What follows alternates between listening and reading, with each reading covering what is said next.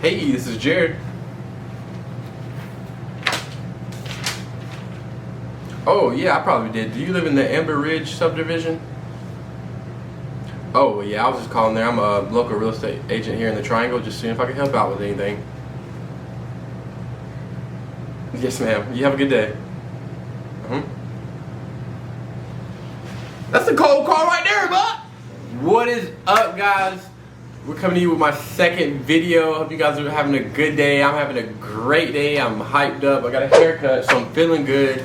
And today we're talking about lead generation. We'll be talking about the importance of lead generation, kind of different types, and also my favorite type and what I've been doing, and how it's been working for me. So when we talk about lead generation, we're basically just saying finding people to work with. However you want to do it, it's just finding people to work with, finding buyers, finding sellers, finding people that need rentals, finding anything, finding people to work with.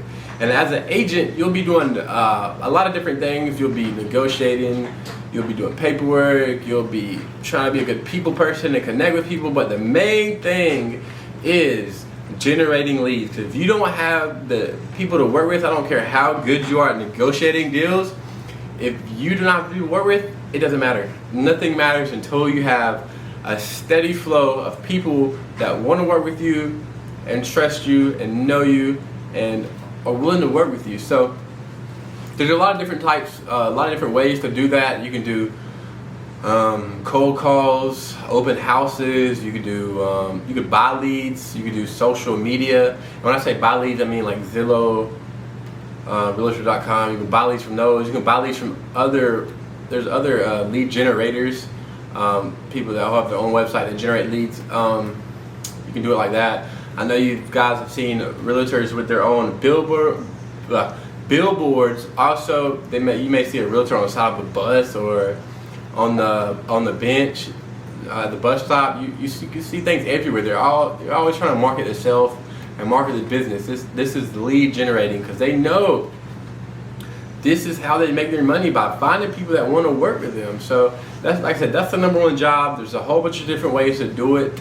My go-to, my favorite, I mean, I do a couple open houses. But right now with COVID going on and just a lot of different stuff going on, it's hard to get in front of a lot of people with, like I said, with things going on. So cold calls have been what I've been going really hard on since I've started in the last couple months. Since I've started, cold calling is, if you don't know, just getting a list of people and calling them, and they don't know you, you don't know them.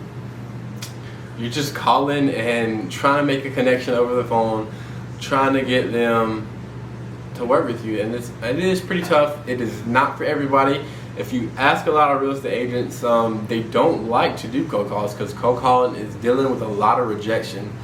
But cold calls, I believe, are something that can help you out no matter what business you're in. Any sales business, I believe, it can help you out in.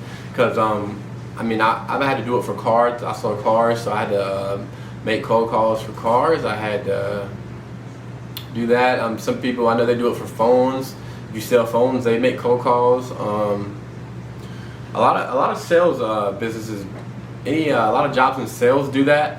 Like I said, because anything in sales is a numbers game. I mean, the more people you get in front of, the more opportunities you're going to have to work with people and get people to work with you. So it's really, like I said, it's really just a numbers game. And like I said, my favorite is cold calls. It is free. I really recommend it for newer agents, because when you're a newer agent, you don't have the most money to spend on marketing and lead generating. So buying leads is definitely out of the question for me. I'm not going to buy leads. I don't have the money to just keep spending on leads, hoping that one goes into a deal, hoping that one closes. I can close one. It's just not for me. I believe cold calls is great because it's kind of the dirty work. You gotta hop in there, be ready to take a whole bunch of no's. I've been cussed out on a couple of phone calls. I've been told a lot of bad things, but it doesn't matter. All you gotta do is hang up and get to that next person, because the next person could be the yes. So when we talk about cold calling, it is free. It doesn't cost you no money. As long as you got a phone, you can go to Zillow, start dialing numbers. See the homeowners there that want to sell or for sale by owners. You can see anything else for sale and just start calling people, really. But social media is another free one. Like I said, open houses. I've been doing those, but cold calls I feel like is my favorite, and I feel like it's the most effective. I've seen people make a lot of money off phone calls. One of my good friends has been making his whole business is off cold calls, because especially when you're a younger age, when you come as a newer agent and you're a younger age like me, I just turned 23. A lot of my friends aren't buying houses right now. Like I mean, some are, but like the majority of your friends and the people you're around are not buying houses right now. So it is pretty tough. So definitely for younger agents, I'd say cold calls for sure. And what I recommend for cold calls is RedX. I'll put the link in there below for RedX. RedX is an amazing site. So RedX, you can go on there, do a boundary, type in a neighborhood or subdivision, anything at all. You can type it in there, and it will pop up all the homeowners' numbers on there. And like I said, you get the list and you start calling. So when you look at cold calling, you're going to get a lot of those. So say we have 100 calls. Out of those 100 calls, you will be very lucky if 20 people pick up. That is a fifth of the calls you made. Because you're going to be dealing with people not answering. They don't know your number, first of all. So how many of y'all don't even answer numbers that you don't know? So that's for one. Then people are busy, so they're not going to answer. And then, so a lot of people are not going to answer. And then the small amount you get on the phone, like I said, say we make 100 calls, 20 people you get on the phone. About 15 of those are going to tell you no. They may say some other things that are not the nicest. So out of those 20 people, 15 are not going to want to talk to you, or just hang up, cuss you out real quick, get off the phone. But those 5 people that stay on the phone, you want to get their contact information. You want to get their email. I mean, you already got their number. You want to get their email and make sure it's okay to follow up with them, and just stay in contact. So out of those 5 people, out of the 100 people you dial, out of those 5 people that actually stay on the phone and wanted to talk to you, one of those people might actually do something. You never know. So if you do 100 calls and get one person out of there, that's a commission right there. You can say that commission was $5,000. Would you make 100 calls for $5,000? Would you get told no a lot for $5,000? I would, every time, every single time. So it's like I said, it's a numbers game. And somebody in my office put it real good when it talks about dealing with the no's, because you always have to get over that no and get right to the next one, because it could be that yes. So when you're talking about cold calls, a lot of people, like I said, a lot of people aren't going to want to do those because it's not the funnest, and you got to be good with rejection. So I heard somebody in my office put it really great. Would you rather take a no from your stranger, or tell your kids, family, your friends, no, you can't do that because you can't afford it?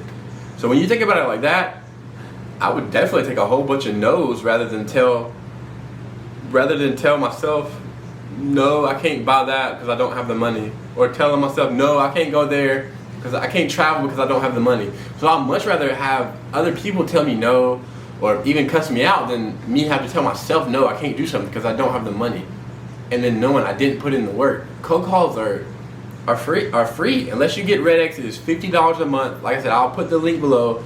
RedX is only $50 a month, and you can call 2,000 people per month. Out of those 2,000 people you call, somebody's going to want to work with you. Somebody is going to. And you never know. You run into people all the time. Like I had somebody just yesterday. I called a woman. Hey, how you doing, ma'am? Doing good. Got into my script. She was like, yeah, I want to know about this land behind my house. It's like 32 acres. I want to know if it's for sale or what's going on with that. So I look up the people that own the land. Of course, they don't want to sell it. But that's, like I said, that's just the opportunity. I wouldn't have never ran into that opportunity if it wasn't for her. If it wasn't for me just calling, then you just never know. So when you start calling one person, so when you start cold calling, one person you need to go watch before you start is Ricky Carruth. on YouTube. I'll put a link to his video or his channel below. You have to go watch Ricky Cruz. My script is coming directly from him. I'm learning from him. He is he makes over 100 deals. He does over 100 deals per year, about $1 million plus a year. So it's working for him. There's no reason it should work for you. It's just putting in the work, man. It's like and being able to deal with rejection. So as his script goes, you're always coming from a place of help. Anytime you call somebody, you're never trying to sound salesy on the phone. You're always coming from a place of help. So say you pick up the phone, start dialing. The script can be something like, "Hey, is this Mr. So-and-so?" And they say, "Yes." "Who's speaking?" "Hey, this is Jared Gunner. I'm an agent with Keller Williams in Apex. How are you doing today?" "Doing good." "I'm good. I didn't want to take up too much of your time. I was just calling because a couple properties sold down the street, so I was just seeing if I can help you out with anything."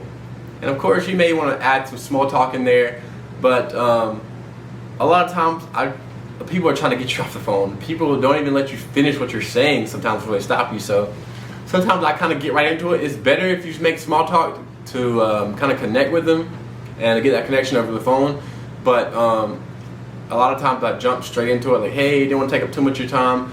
I was just calling because a couple properties down the street sold recently, so I was just reaching out to see if I can help you out with anything." And then a lot of times you may get no, or "No, we weren't thinking about it. We probably won't do anything soon." "Okay, I understand that. Well, do you have an agent you would work with? Say you do something in the next 5 or 10 years? Like, "No, we haven't even thought about it. No." "Well, okay, good. I would love to just stay in contact with you if I could, and say you ever do need anything, or just have any questions. You can reach out to me, and I can answer any questions or help you out any way I can." Like, "Okay, that sounds good," or no. If no, just get off the phone. I mean, next person you call. If they say yes, you get their email, you already have their number, you just shoot them over your contact information, and boom, like that could be a potential client. Like, say, a lot of people will say, "Yeah, we were thinking about doing something in a year or two." You want to get their information, give them your contact information, and make sure you follow up. Follow up is key on these cold calls. You have to follow up with these people. You can't just call them one time and expect them to remember you forever. You got to call them maybe a month or two. Don't bother them. Don't blow their phone up. But say in a month or two you hit them up. "Hey, it's Jared, the agent you talked to not long ago. Just check it up, making sure you're taken care of. Didn't want to bother you. Just want to make sure you're taken care of, and make sure you're all good." Boom. Simple stuff, man.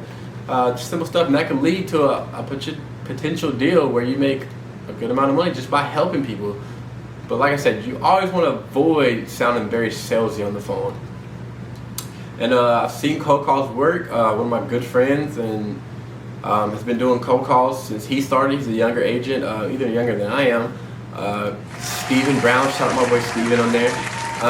So Steven, man, he's killing it in the game. Number one in our office earlier this from the start of 2020. So, or number one listing in the start of 2020 is all come from cold calls. So I know this works, and I've just been going hard at it, man.